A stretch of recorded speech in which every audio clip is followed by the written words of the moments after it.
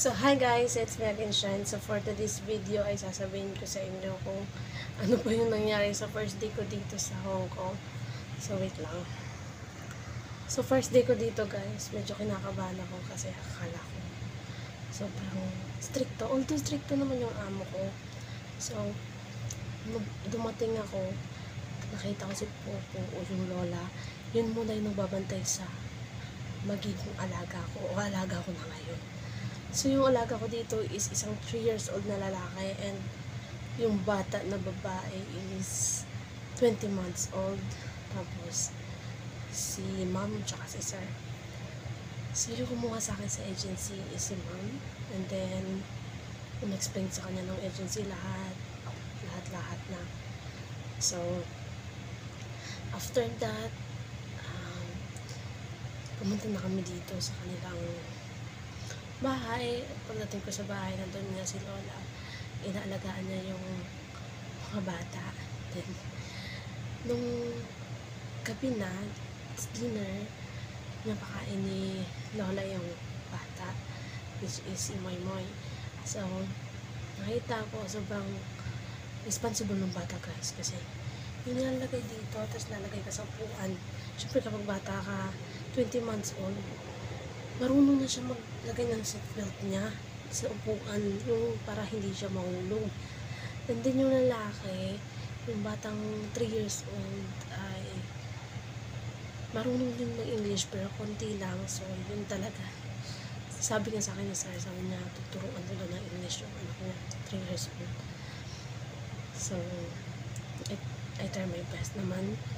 Tapos, nakakalaro ko na rin sila. And yung amo ko, nakakasundo ko na rin kahit pa paano. First day pa lang guys. So, tinuturuan nila ako paano mag-sterilize ng feeding bottles. Kasi iba sila, iba dito. Iba dun yung sa training. Lahat iba. So, kung paano maglinis ng banyo, ng inodoro, lahat tinuro sa akin. And itong kartong to, share kami ng bata. So, ngayon, ako lang muna nandito kasi yung sa taas, hindi pa doon dumating yung foam na binili nila para sa akin. So, temporary, dito muna ako sa baba. Then, kapag dumating na yun, siguro mag-share room na kami ng bata. Sa taas na ako niyan. Tapos, kanina nung dinner, umalis kasi sila ngayon. So, binila nila ako ng KFC. May kanin, tapos may mushroom, tapos may chicken, then coke. Tapos sabay kami kumain dito guys. So lahat naman ng food na offer sa akin. And tinanong din ako kung anong tinapay yung gusto ko sa umaga, anong palaman, anong kinakape ko. So tinanong yun ng amo ko babae. So I try my best na si amo mong babae yung lalapitan ko, kasi alam mo naman yung ibang mga amo, diba, ayaw nila mapalapit ka dun sa amo.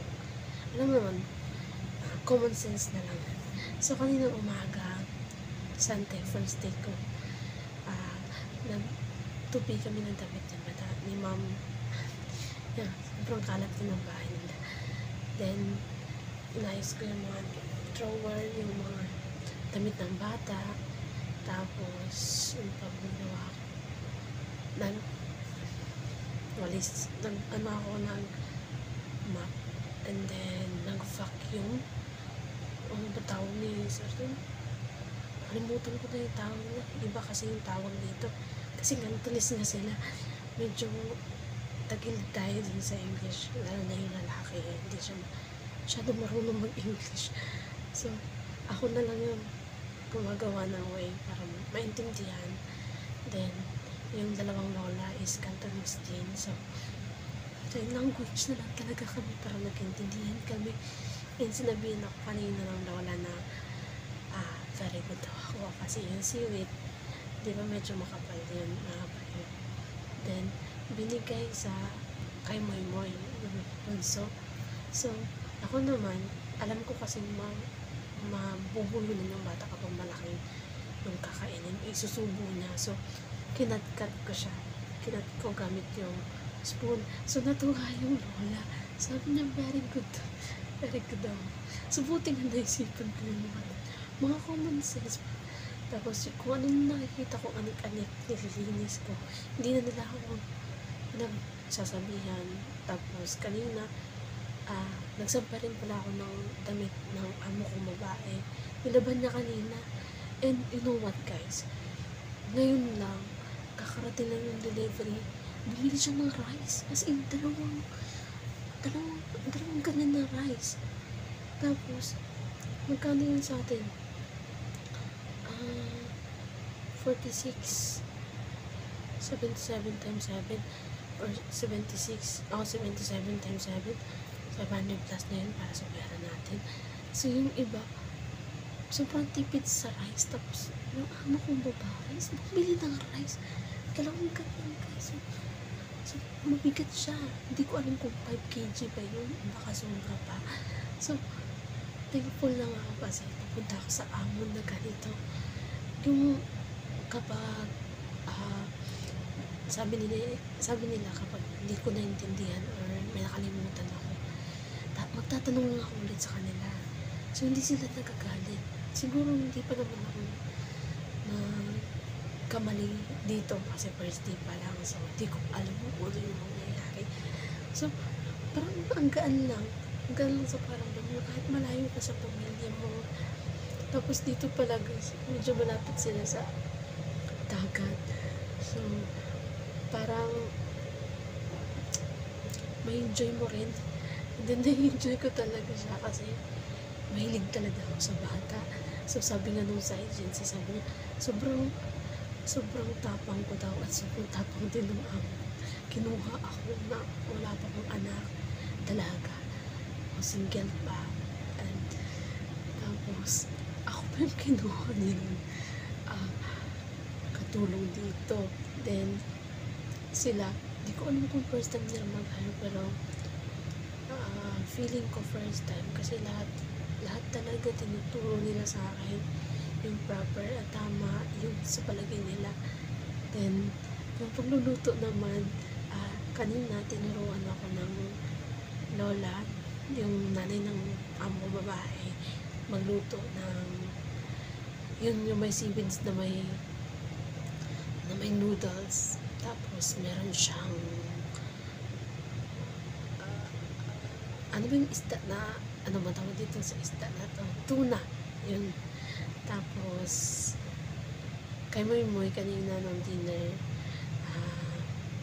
minced chicken, and then merong corn.